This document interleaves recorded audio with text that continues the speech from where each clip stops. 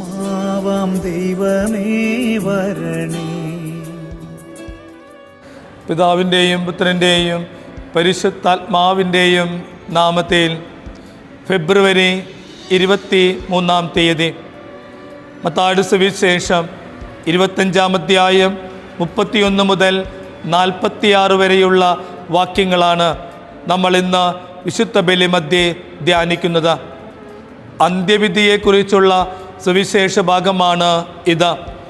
അന്ത്യവിധിയിൽ കാണുന്നത് വ്യക്തമായ ഒരു വേർതിരിവാണ്. ദുഷ്ടർ ശിഷ്ടരിൽ നിന്ന് വേർതിരിക്കപ്പെടുമെന്ന കളയുടെ ഉപമയിൽ യേശു വളരെ വ്യക്തമായി നമ്മളെ പഠിപ്പിച്ചിട്ടില്ലേ? മത്തായിയുടെ സുവിശേഷം 13 അധ്യായം 48 വാക്യത്തിൽ അവിടെ നിന്ന് പറയുന്നു, കൊയ്ത്തുവരെ കളയും ഗോതമ്പ് ചെടിയോടൊപ്പം വളരട്ടെ. കൊയ്ത്തുകാലത്ത് അത് വേർതിരിക്കുകയും കളകൾ തീയിലേക്ക് എറിയപ്പെടുമെന്നും വചനം നമ്മളെ ഓർമ്മപ്പെടുത്തുന്നുണ്ട്. നന്മ ചെയ്യുന്നവരോ എൻ്റെ അടുക്കൽ വരുമെന്നാണ് ഈശോ പറയുന്നത്.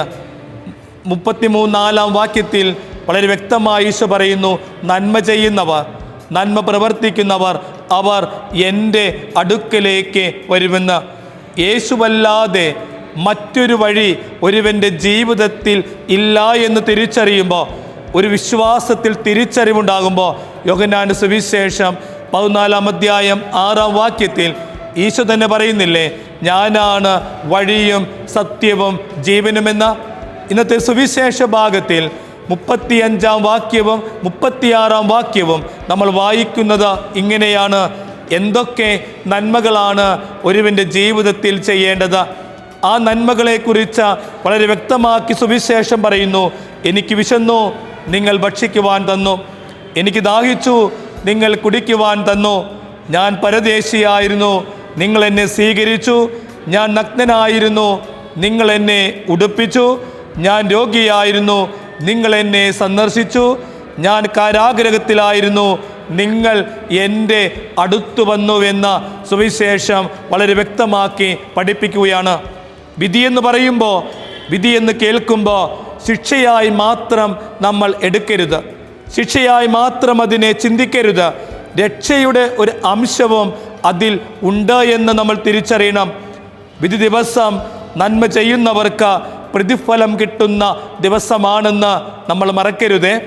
യോഹന്നാന്റെ സുവിശേഷം 3 അധ്യായം 17 വാക്യത്തിൽ നമ്മൾ വായിക്കുന്നു, ദൈവം തൻ്റെ പുത്രനെ ലോകത്തിലേക്ക് അയച്ചത് ലോകത്തെ ശിക്ഷയ്ക്ക് വിധിക്കാനല്ല, പ്രത്യുത അവൻ വഴി ലോകം രക്ഷ പ്രാപിക്കാൻ വേണ്ടിയാണ് എന്ന്. നന്മ ചെയ്യുന്നവ അവർ രക്ഷിക്കപ്പെടും. പാപികൾ പോലും അവസാനത്തിൽ മാനസാന്തരപ്പെട്ടാൽ അവർ രക്ഷിക്കപ്പെടുമെന്ന്. ഈശോ വന്നത് ആരെയും ശിക്ഷിക്കുവാനോ ആരെയും മാറ്റി നിർത്താനുമല്ല. അവസരങ്ങൾ അവിടുന്ന് നിരവധിയായിട്ട് മനുഷ്യന് കൊടുത്തുകൊണ്ടിരിക്കുന്നുവെന്ന് വചനം നമ്മളെ പഠിപ്പിക്കുകയാണ്. ആരും നശിച്ചു പോകാതെ എല്ലാവരും അനുദപിക്കണമെന്ന് അവിടുന്ന് ആഗ്രഹിക്കുന്നുവെന്ന് പത്രോസ് എഴുതി 2 ലേഖനം 3 അധ്യായം 9 വാക്യത്തിൽ നമ്മൾ വായിക്കുന്നു, പശ്ചാത്തപിക്കുന്നവർ ശിക്ഷാവിധി ഏറ്റുവാങ്ങുന്നു, പശ്ചാത്തപിക്കാത്തവർ ശിക്ഷാവിധി ഏറ്റുവാങ്ങുന്നു എന്നല്ലേ നമ്മൾ വായിക്കുന്നത്. അന്ത്യവിധി ഒരുവൻ്റെ സത്പ്രവർത്തനത്തെ മാത്രം ആധാരമാക്കിയിട്ടുള്ളതാണ്.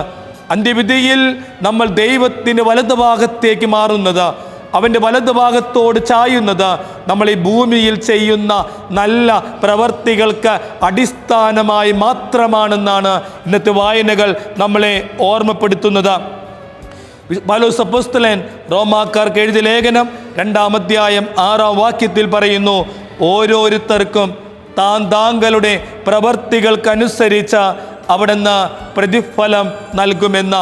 നമ്മൾ ഈ ഭൂമിയിൽ ചെയ്യുന്ന ഓരോ പ്രവൃത്തിക്കനുസരിച്ചും സ്വർഗം നമുക്ക് പ്രതിഫലം നൽകുമെന്ന് ഇന്നത്തെ സുവിശേഷം അന്ത്യവിധിയോ അനുബന്ധിച്ചുള്ള വായനകളിലൂടെ നമ്മളെ ഓർമ്മപ്പെടുത്തുമ്പോൾ, നമ്മുടെ ഈ നൊയമ്പ് കാലത്ത് നന്മ ചെയ്യാൻ, നന്മ പ്രവർത്തിക്കാൻ, നല്ലത് ചിന്തിക്കുവാൻ എനിക്കും സുഹൃത്തെ നിനക്കും സാധിക്കട്ടെ എന്ന് ആഗ്രഹിക്കുന്നു. God bless you. ആമേൻ.